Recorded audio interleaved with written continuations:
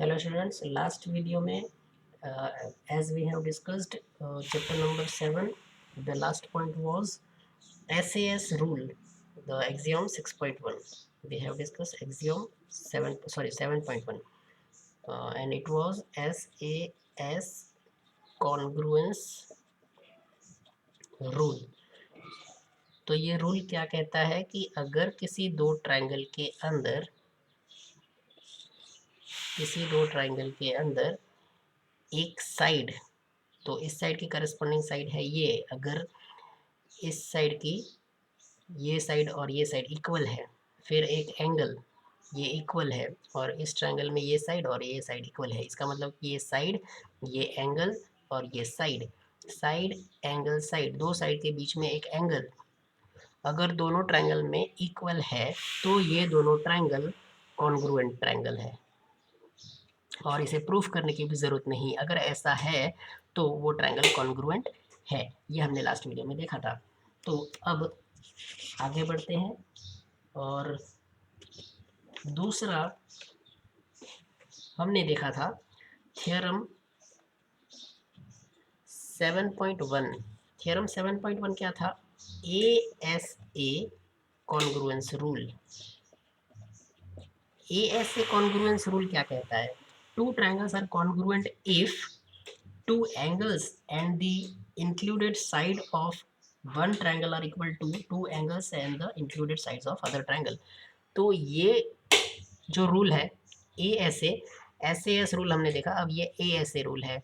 तो इसमें क्या कहता है कि अगर दो एंगल इन इक्वल है, दो ट्रायंगल के, इस ट्रायंगल के ये दो एंगल, इस ट्रायंगल के ये दो, मतलब ये एंगल इसको इक्वल है और ये एंगल इसको इक्वल है और उन दोनों एंगल के बीच में जो साइड है वो भी इक्वल है, तो ये दोनों ट्रायंगल कैसे होंगे? कॉन्ग्रुएंट होंगे। ओके, तो ये है थ्योरम 7.2। तो इसका प्रूफ भी हमने देखा था लास्ट वीडियो में। और उसके बाद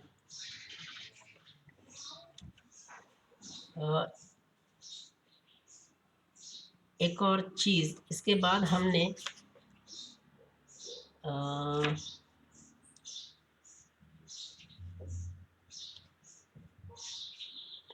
angle side angle, two triangles are congruent if any two pairs of angles and one pair of corresponding sides are equal। एक और रूल है जिसे AAS रूल कहा जाता है। तो हमने क्या डिस्कस किया? साइड एंगल साइड, मतलब कि एक साइड, उसके बीच का एंगल और एक साइड, फिर angle side angle, angle side angle, मतलब कि एंगल एक साइड और एंगल, और अब AAS। AAS का मतलब है कोई भी दो एंगल, अगर किसी ट्रायंगल में, किसी दो ट्रायंगल में कोई भी दो एंगल और कोई भी एक साइड अगर इक्वल है, मतलब कि एंगल एंगल, ये एंगल फिर ये एंगल और कोई भी एक साइड इक्वल है, तो भी वो दो ट्रायंगल कॉन्ग्रुएंट होंगे। तो 1 2 3, तो ये तीन रूल हमने सीखे। उसके बाद आता है एक्सरसाइज 7.1। एक्सरसाइज 7.1 जो है वो पूरी तरह से सिलेबस से कट हो चुका है।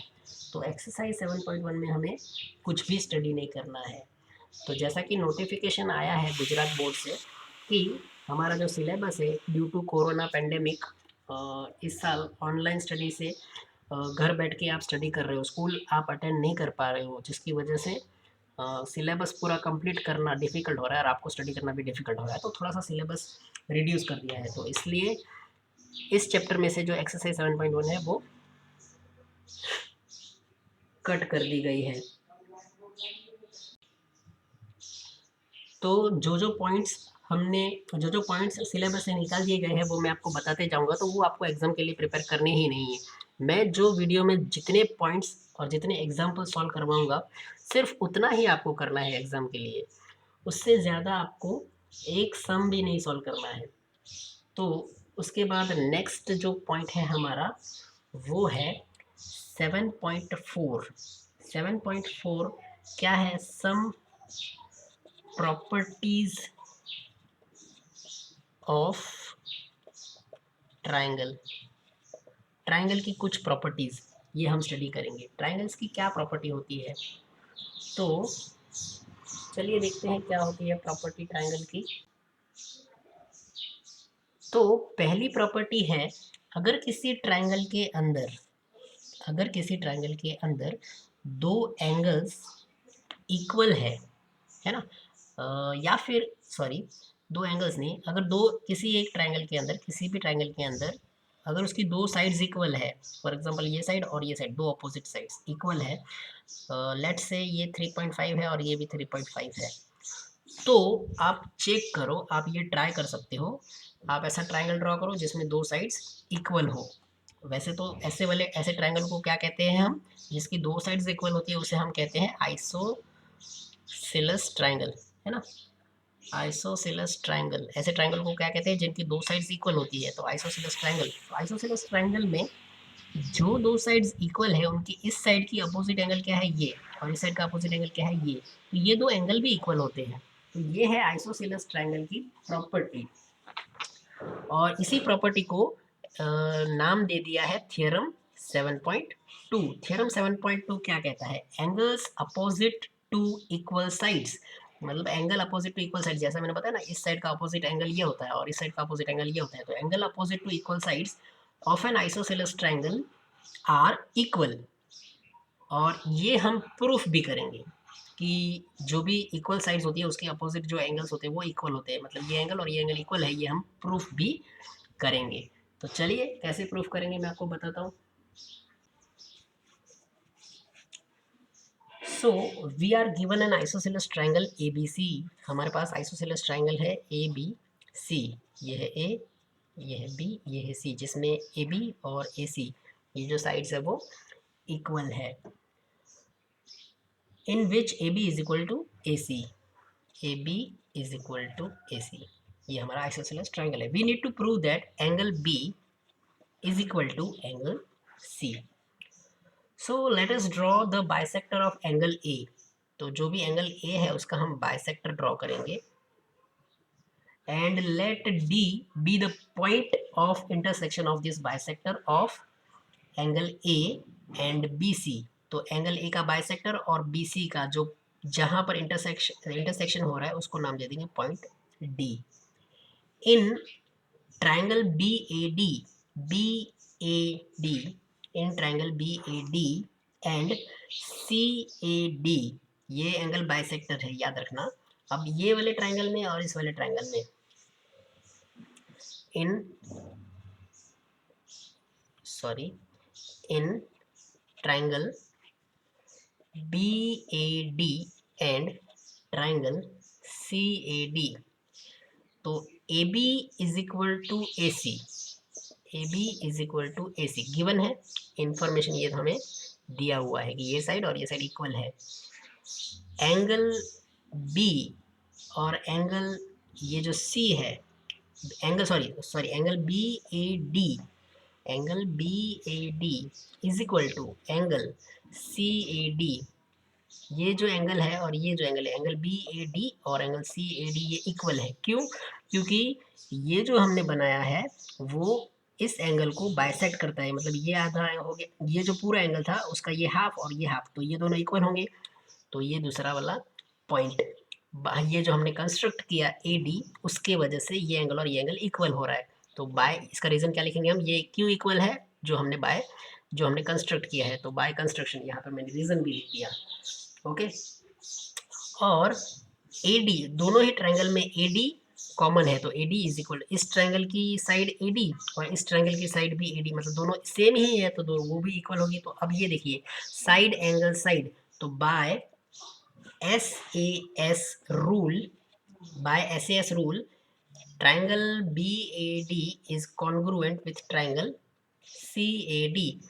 तो ट्राइंगल बी ए डी मतलब कि ये वाला ट्राइंगल और ट्राइंगल ये अगर कॉन्ग्रुएंट है तो उसके करस्पॉन्डिंग एंगल्स भी कॉन्ग्रुएंट होंगे, करस्पॉन्डिंग पार्ट्स भी कॉन्ग्रुएंट होंगे।